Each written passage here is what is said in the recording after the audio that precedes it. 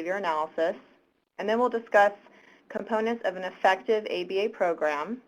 Then we'll get into discussing assessment and curriculum for this type of student.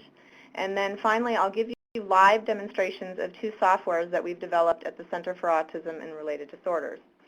And by the way, all of you who are attending today can also get a free trial to this software if this is something that you would like to try in your school, or if you're a parent, you could try with your child. So let's first start by talking about CARD. Again, CARD stands for the Center for Autism and Related Disorders. It's an organization that was founded a little over 20 years ago, and our mission is to provide top quality services to children all over the globe. We currently have 21 offices worldwide and also one affiliate site in South Africa. We're servicing about 1,200 children with autism right now. CARD is also the developer of two online software solutions for autism, specifically CARD eLearning and Skills. So let's first talk about what is ABA. Essentially, it stands for Applied Behavior Analysis, and it's the use of scientific principles of learning and motivation to teach effectively. The main concept is that the consequences of what we do affect what we learn and what we will do in the future. And the main principle is referred to as positive reinforcement, and it's the idea that behaviors that produce a good outcome are more likely to occur in the future. So essentially, people are motivated by what they get out of what they do. So for example, we're all motivated to go to work because we're provided with money, or we might be motivated to do things because it makes us feel good for helping someone or we're receiving approval from others. In terms of positive reinforcement, the ABA approach to autism is to identify what exactly motivates each individual child. And it's our belief that every child, of course, is different. And we need to teach, or the teaching procedures that we use must be motivating to the child. So when we're teaching, we have to figure out what is motivating for that child and not just use things that we think might be motivating or what we wish to be motivating. So for example, sometimes people get into the habit of picking out certain things they're going to use as reinforcers or rewards, like M&Ms, you know, it's the standard one. Let's all use M&Ms. But a lot of kids may not even like M&Ms. So it's the case that what we're going to do is we're going to actually do preference assessments to figure out for each individual what is motivating to that child. Then we teach the child new skills in very small steps by rewarding the child with positive reinforcement when they try to learn. Now let's talk about accountability and effectiveness and what we think about that when it comes to ABA. ABA essentially assumes that if a child is not learning, it's not the child's fault. It's actually our fault as the teacher. We never blame the child if they're not learning or if learning is not happening. We believe it's actually our responsibility to figure out how to teach whatever it is the child needs to learn. So essentially, we must change the way we are teaching, and we need to continue to try different ways of teaching until we find something that works. There's a lot of evidence backing the effectiveness of ABA, and ABA is now known as the most effective treatment for children with autism and related disorders. The first study that showed that it was effective was by Lovaas in 1987. Essentially, he had three groups of participants in his research. The first group was an experimental group of 19 children who received 40 hours a week of ABA for 3 years. Then there was a control group of 20 children who got 10 hours of ABA for 3 years, and another control group of 20 children who received 10 hours a week of non-ABA, again for 3 years. Now, the results of this study found that the group that received the 40 hours a week of ABA, 47% of the kids that got that intervention achieved normal functioning by the end of the 3 years. That essentially meant that they were in regular education classroom placements with no special supports. They were performing normal on standardized assessments, and they essentially had no clinically significant traces of autism. Whereas the other two groups, the one that received the 10 hours of ABA and the one that received non-ABA, only 2% achieved normal functioning in those groups.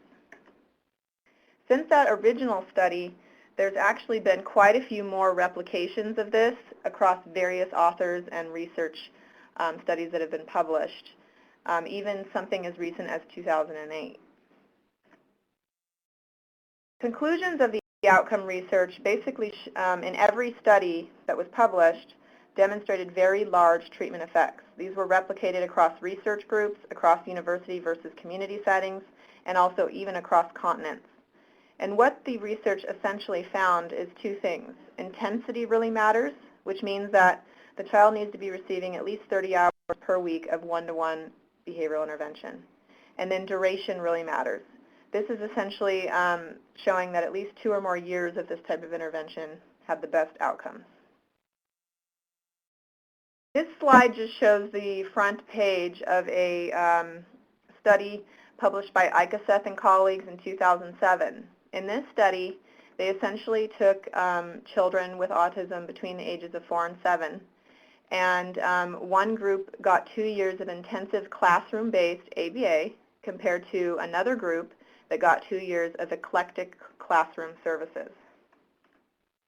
And this next slide basically shows you how these students were doing during 3 different points of assessment. So the first one would be at intake, and you can see that the groups were performing similarly, and they were matched within the study. However, as the time went by in the 2 years, so at 1 year of treatment, we're seeing here the child or the children who received ABA made significantly greater gains when it came to IQ, as well as their scores on the Vineland. And you'll even notice that the group who got the eclectic intervention actually got worse on the 3rd assessment, as shown here with the Vineland data.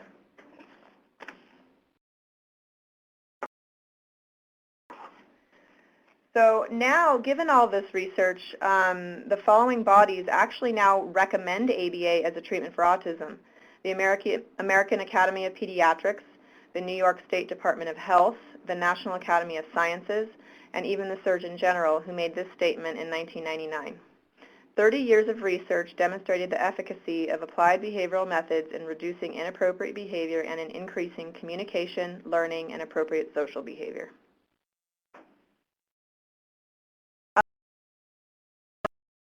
So now let's talk about what actually makes or constitutes a comprehensive ABA program.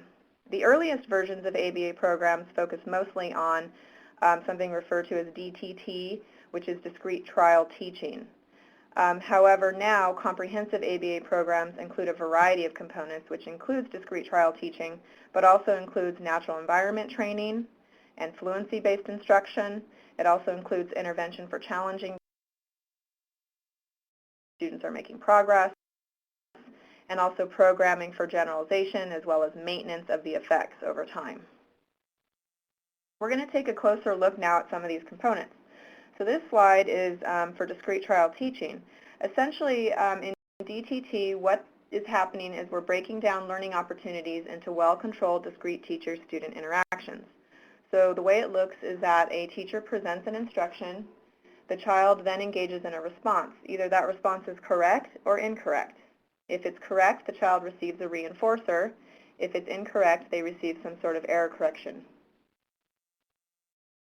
So now we're going to look at an example of a teacher doing this with a child, and you'll notice that it's very fast-paced, so there's lots of learning opportunities. And the child or the teacher is delivering an instruction, the child is giving a correct response, and the child in this video will receive praise. However, lots of children initially need tangible reinforcers, whether those be toys, edibles, access to video games, and that sort of thing. Put your head. Put your nose. Put your eyes.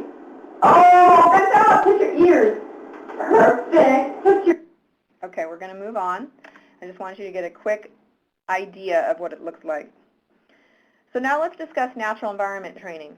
Naturalistic behavioral teaching procedures actually go by many different names, which you may have heard of some of these, including incidental teaching, modified incidental teaching, natural language paradigm, pivotal response training, milieu training, or even man model. But they all use the basic same approach, which is essentially to teach in the natural environment where the teacher sets up situations where the child will be motivated. So for example, they might tempt the child with preferred items. Sometimes they'll put them just out of reach where the child can't get to them, so this will motivate the child to actually use words or sentences to communicate. Then they wait for the child to initiate, and when needed, they prompt the correct behavior. They then provide reinforcement for correct and attempted responses. And for naturalistic procedures, reinforcers are usually all related to the task. So whereas in DTT, oftentimes the reinforcer is not related to the task. The child might be, for example, learning to identify their colors, but their reinforcer could be access to a favorite toy. Whereas here in natural environment training, they get access to whatever it is that's related to the task. So for example, if they're learning their colors, and I'll actually show you a video about this next, they would ask for something by using the name of the color in the request, and then they would get access to that item of that particular color. So now let's watch a video of natural environment training here. Okay, there's pink paint, and yellow paint, white paint, and green paint, and red paint.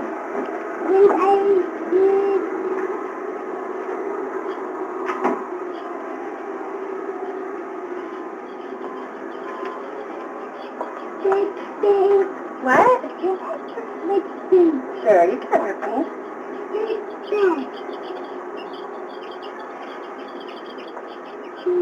I don't. Do you want to use the brush?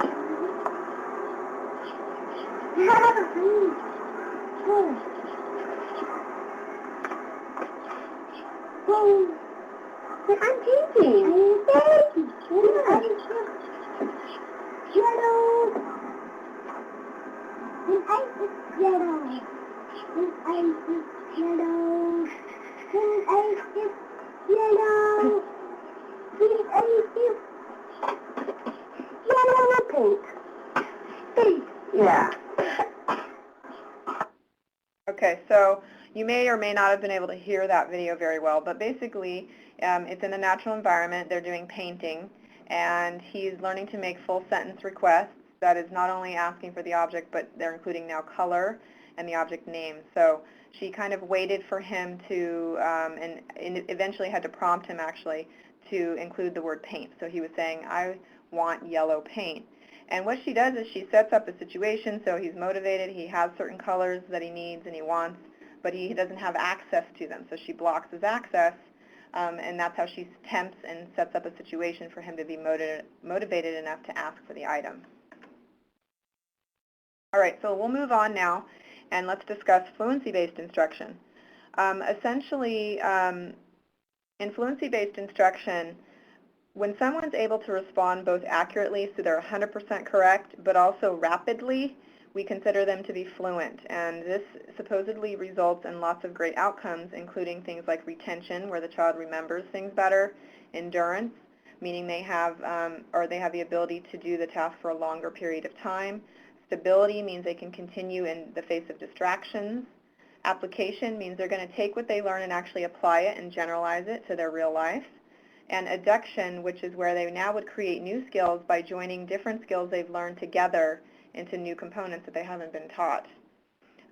So the idea here is that when we're only looking at percent correct, we're actually imposing a ceiling on the learner. And especially when it comes to individuals with disabilities, they could be 100% correct when they're doing something, but that doesn't mean they're able to actually use that skill without hesitation and automatically in their environment because they're not fluent, they're not doing it fast. And if they can't do it fast, then they're going to miss opportunities across their entire daily life. Even when it comes to social skills, there may be opportunities where they could be engaging with other children in conversation and whatnot. If they're too slow to process, then they miss an opportunity.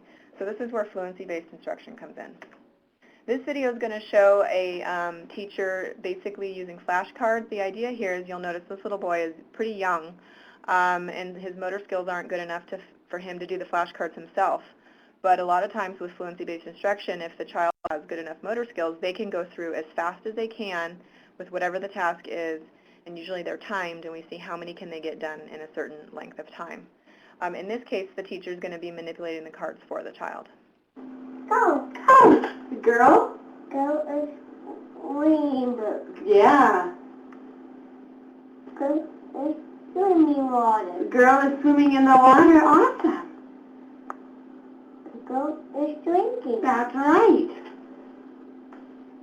Girl is jumping. The girl is jumping. The boy? The boy is running. Good. Okay, so that just shows you the idea. Now that child still needs to speed up. We wouldn't consider him fluent yet. And there's actually fluency aims for these things out there that exist. And it's shown that once kids can do things at a certain pace, then they're going to be able to use it rapidly and automatically in their daily lives. This next slide is now discussing challenging behavior. A good ABA program is going to address challenging behavior, and this can include things like aggression, self-injury, stereotypy, which is basically self-stimulatory behaviors, or tantrums, for example. Now, in ABA, what we do is we assume that children are basically getting something that they want from their challenging behavior. So they wouldn't actually engage in that challenging behavior if there wasn't something about it that was reinforcing to them. And it could be that they're getting attention for the behavior. It could be that they're escaping a situation. Perhaps every time they aggress, we don't make them do stuff anymore. We send them away. Like this happens a lot in schools.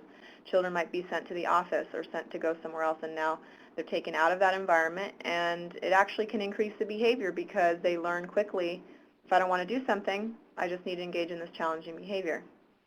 It could also be that they're getting access to toys or food that they want.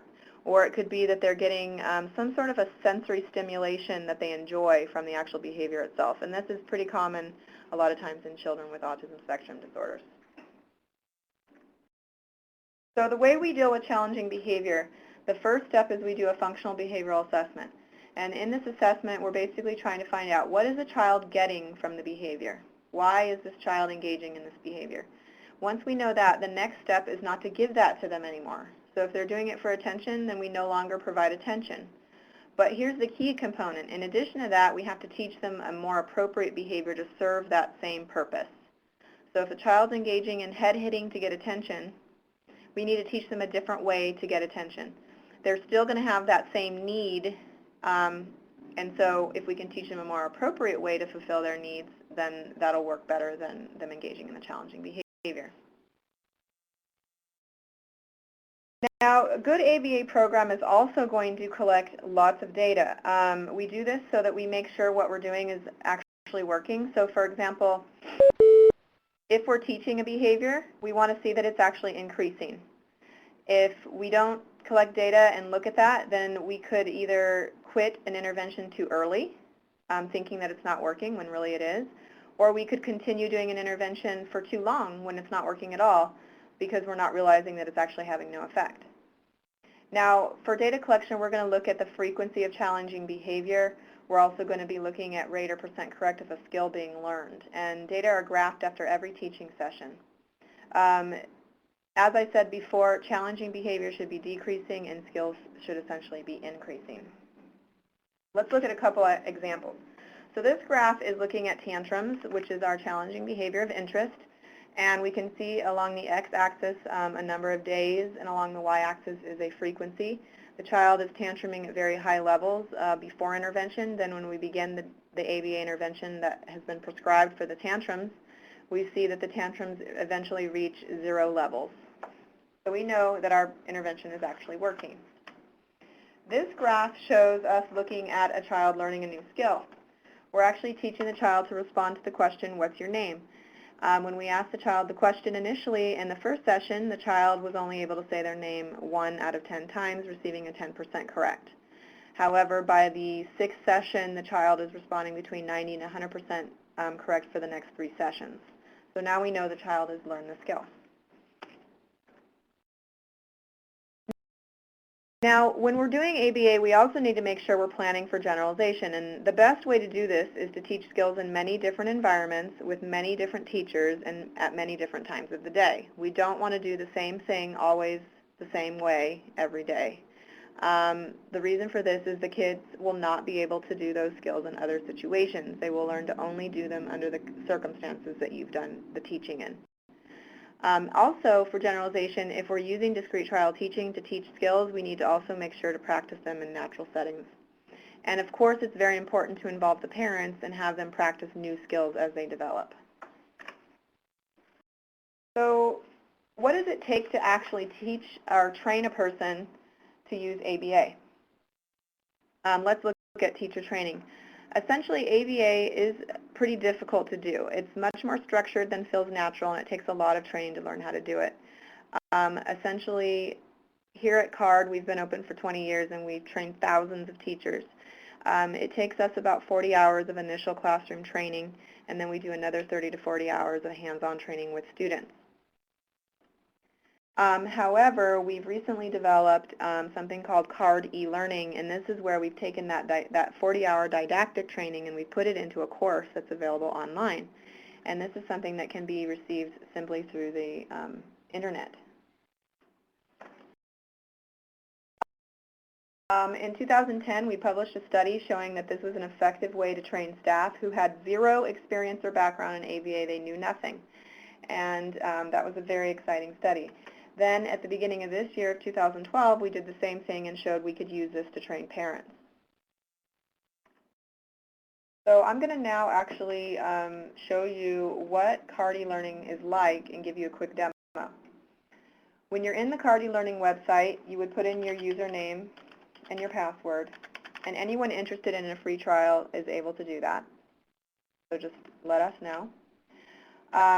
Once you're logged in, you will notice it takes you to the CARD eLearning dashboard. There's a link here on how to use the site. This is just a navigational tutorial. Then the 9 modules that are available are here, and they teach everything from to reduce challenging behavior, how to collect data, how to graph and analyze those data, and then how to plan for generalization. For each one of our modules, you would just expand, and then you would pick a video that you could watch. I have my first type of prompt we will discuss. I'm going to turn down my volume on this so you won't be able to hear it, but the narrator is going to be discussing right now a particular procedure, and for every procedure that is discussed, there's also a video live demonstration of that procedure. So right now the narrator is explaining what you're about to see on the video. The user can also type their notes, so when they're down here they have the ability to take notes, and these notes can be saved and printed and reviewed and edited at any time.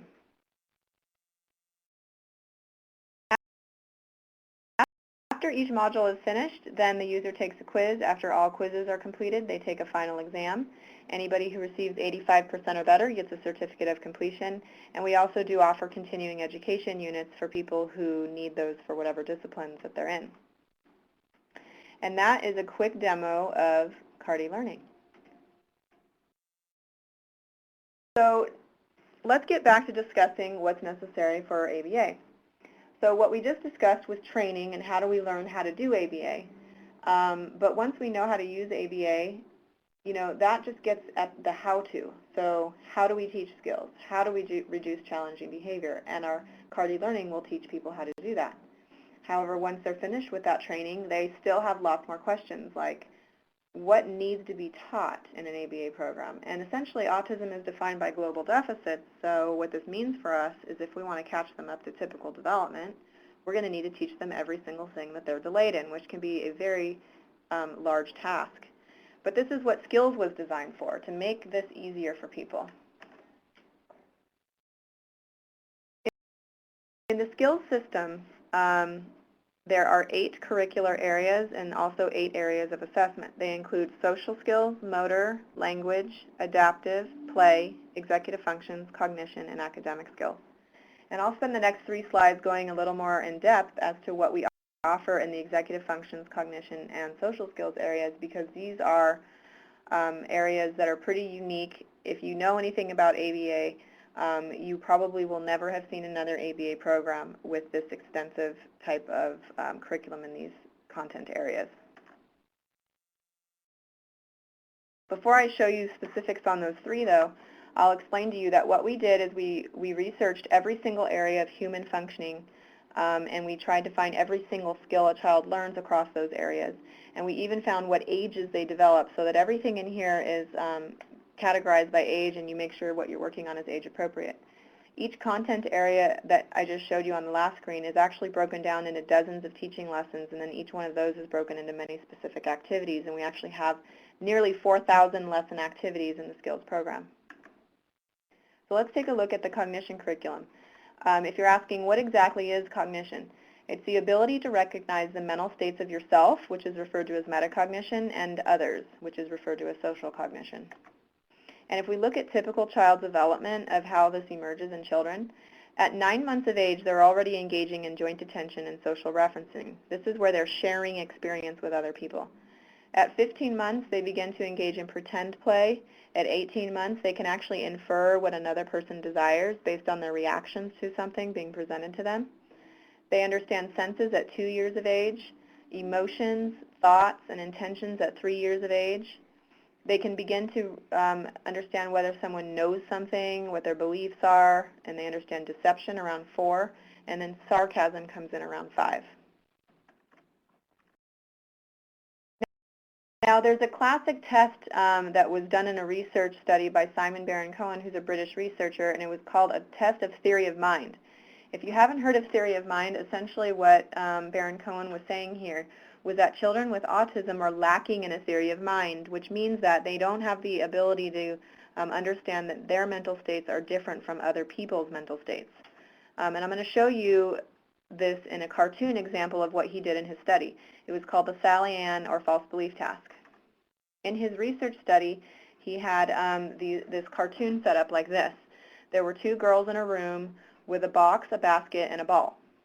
The first girl, Sally, went and put the ball into a box, and then Sally left the room while she was gone, and the second girl went and got the ball, removed it from the box, and placed it into a basket.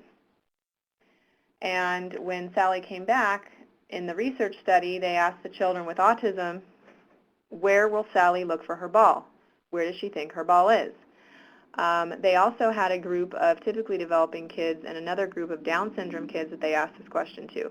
The typically developing and the Down syndrome kids said she was going to look for her ball in the box because they have a theory of mind. They understand another person's mental states, and they know that Sally put it in the box and that Sally believes it's in the box. She holds a false belief because while she was gone, she didn't see that Anne moved the ball.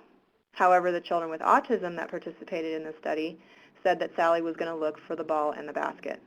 So this is how he essentially showed that children with autism are lacking a theory of mind.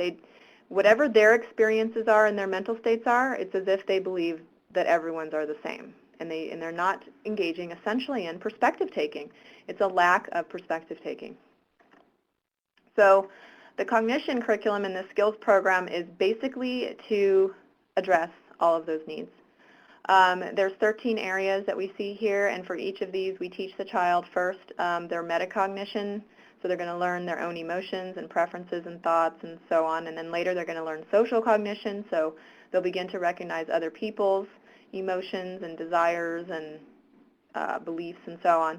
And then when we teach them social cognition, we start off with some real direct ways. So we can tell the children things like, well, you can ask people, what do you like? Or how are you feeling? Or what are you thinking? But then, of course, later we begin to teach the child to make inferences. So that means the child's going to actually have to read people's subtle social cues like body language and facial expressions and tone of voice. They're also going to begin to actually combine these concepts. So they're going to all start off pretty basic, and then they'll be combined. So for example, the child might learn to identify another person's emotions based on their facial expressions.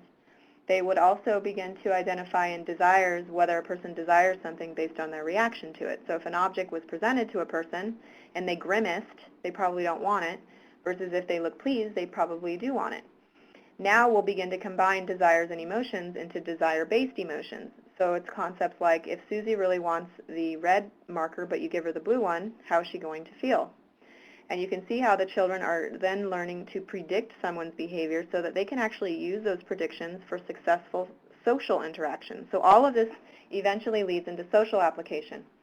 To give you an example of that, in our sensory perspective taking lesson, we'll teach the child to identify another person's senses. So what can she see and hear? And then we'll later combine that with the knowing lesson. So if the child will actually be able to answer questions like, does your mom know she just missed a phone call? And the child will be able to say no, because she was outside and she couldn't hear it, so she doesn't know. And you can see how the child's using another person's sensory perspective to decide if they know something or not. And then that's taken to the level of social application. So now when the child's engaging in a conversation with a friend, if the friend was with them yesterday and they both went to Disneyland together, but today the child with autism is telling that friend, everything that they did together at Disneyland as if the friend wasn't there, that's a problem. So we're teaching the child that if your friend was there, she already knows. She sensed it all. She saw it. She heard it. You don't need to talk to her about those kind of things. We also will begin to kind of get into looking at more subtle social cues, like, for example, in teaching the child to identify another person's preferences. If they're going to be inferring another person's preferences, we'll teach them things like, well, look at what they have a lot of. What do they do all the time? Or what are similar preferences of things you already know they like? So if they really like chocolate chip cookies, maybe they also might like chocolate chip ice cream. Or if we're teaching detecting sarcasm, we'll begin by teaching a rule like sarcasm is essentially when someone says the opposite of what is the case.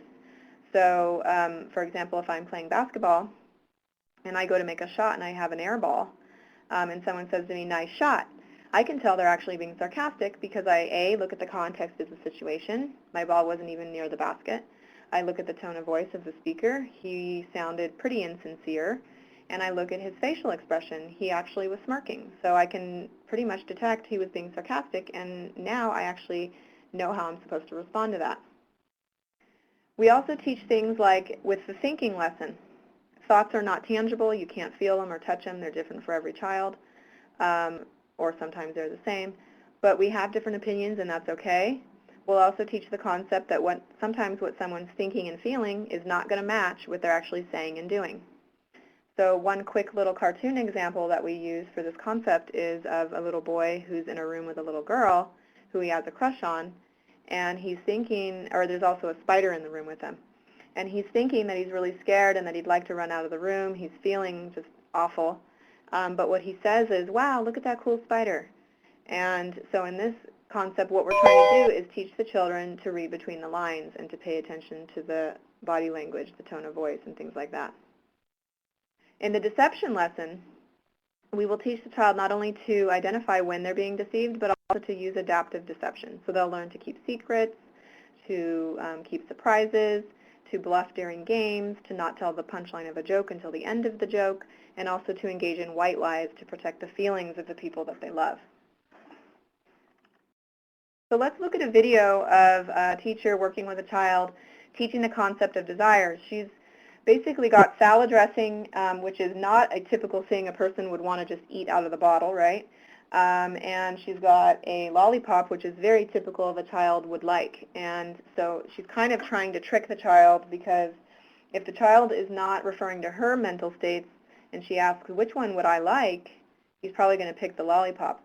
But what she does is she shows some subtle social cues to suggest which one she likes, and he's supposed to read those and determine which one she likes and wants.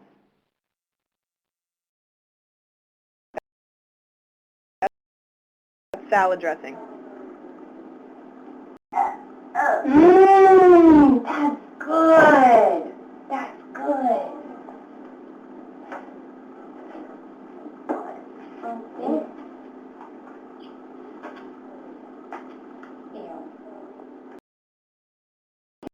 Can I have some? I'm hungry. Which one do I want?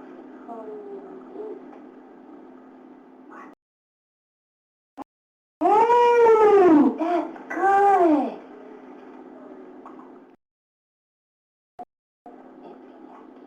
I'm hungry. Can I have some food?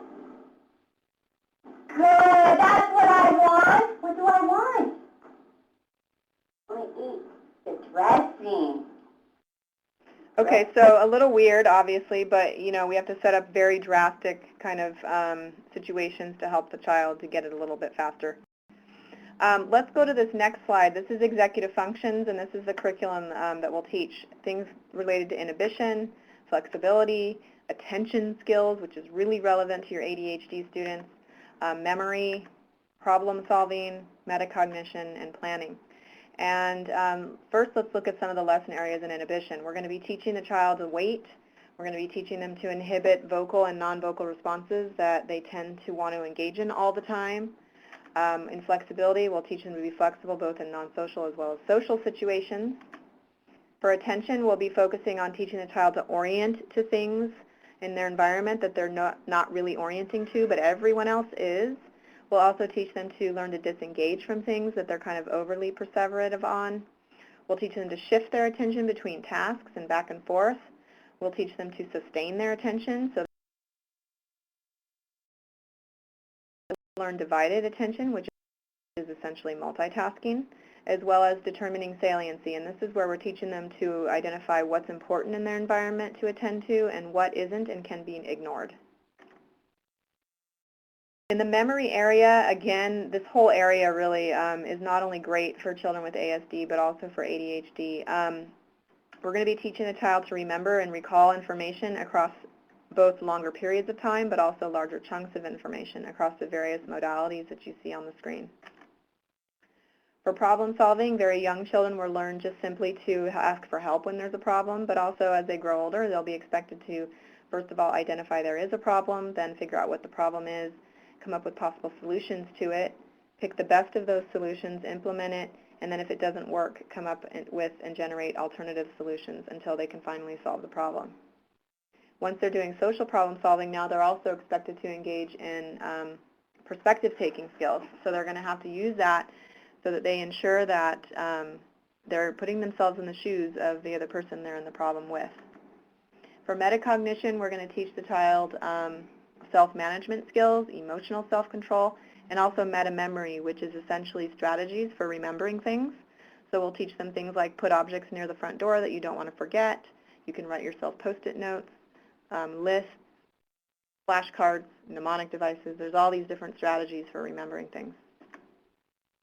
We'll also teach them planning skills. They're going to learn to, initially as a very young age, even come up with and figure out what materials they need for certain things going on in the classroom.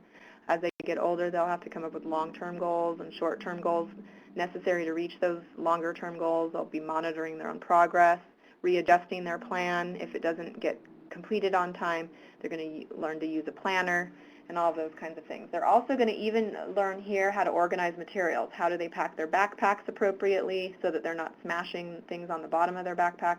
How do they organize their desks? How do they carry objects on their body?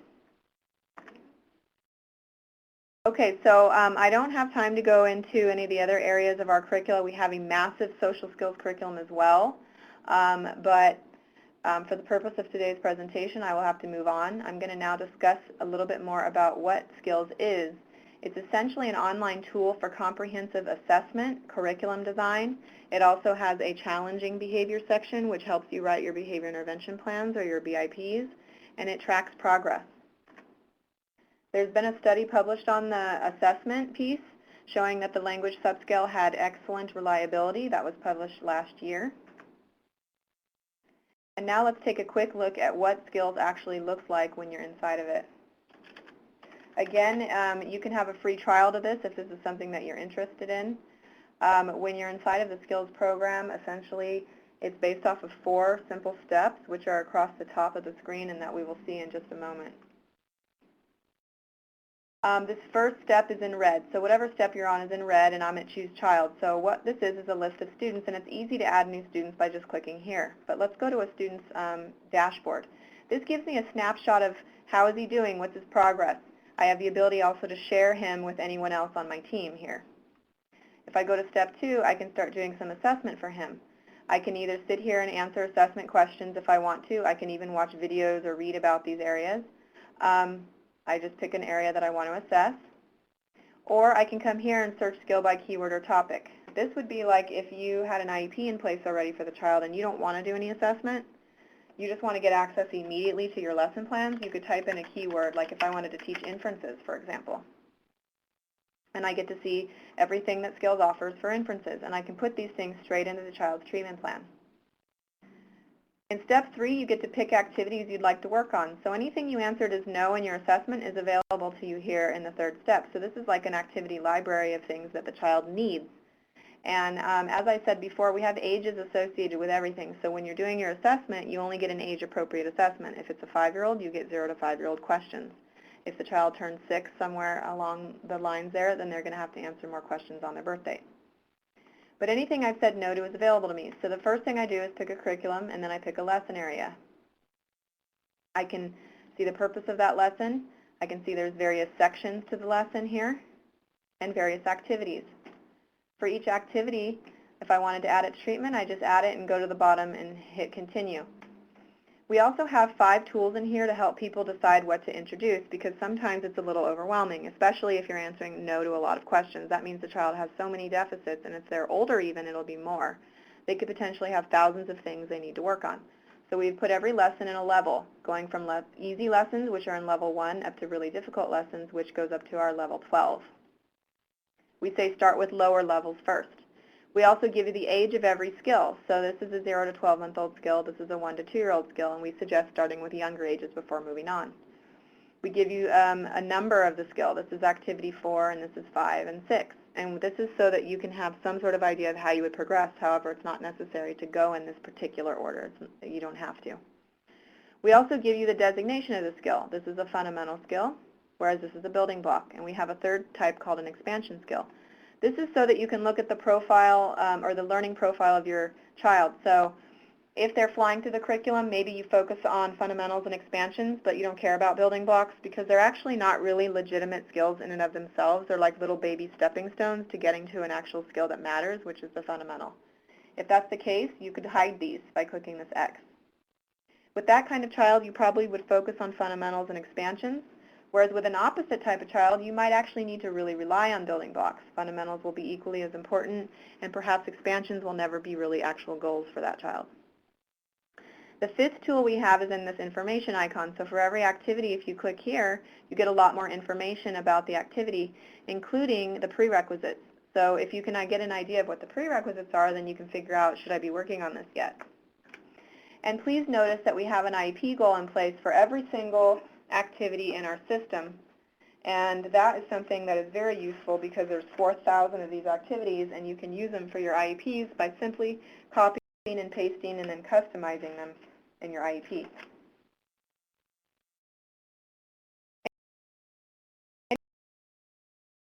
Anything you add to treatment will then be in step 4. This is where you get access to lesson plans. So you pick a curriculum area. I'm going to go to something in progress, and I'm going to open my lesson plan. This is my lesson plan for teaching the child to imitate functional pretend play. This is my lesson plan under the Details tab, and here's everything I need to know. You can even edit this to customize it for the child. You can print it as well.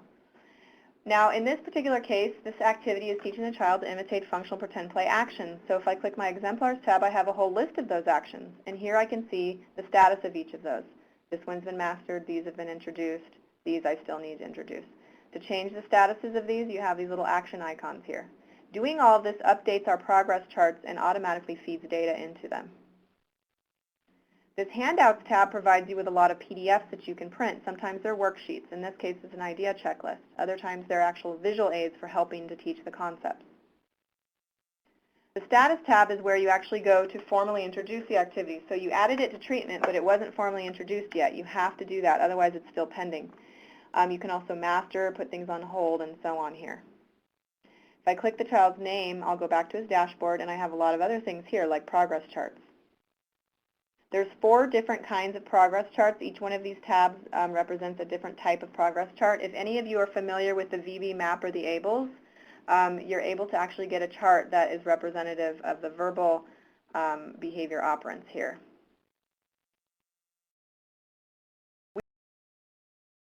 We also now have a behavior intervention plan builder. This is for the challenging behavior. So the first step is you pick a category, and then you pick a very specific behavior within that category. You write out whatever your definition is, and then you've already done your functional behavioral assessment, so you know that the child's doing it to get attention, let's say. Then you answer a few different questions. The questions are all based on your functional behavioral assessment function that you've already identified. And it presents to you questions using the most scientifically proven techniques and the least intrusive ones, steering you in that direction at least. Once you're finished answering these questions, it automatically builds for you a BIP. So if I go here to view my reports, I can actually open up one for you. This is what a BIP will look like. After answering the questions, it'll be pre-filled out just like this. It'll show you what you're supposed to do for your antecedent, your replacement behavior, and your consequence. And there's little areas for you to fill in the blanks on certain things, but you can actually even type over this if you want to completely modify it.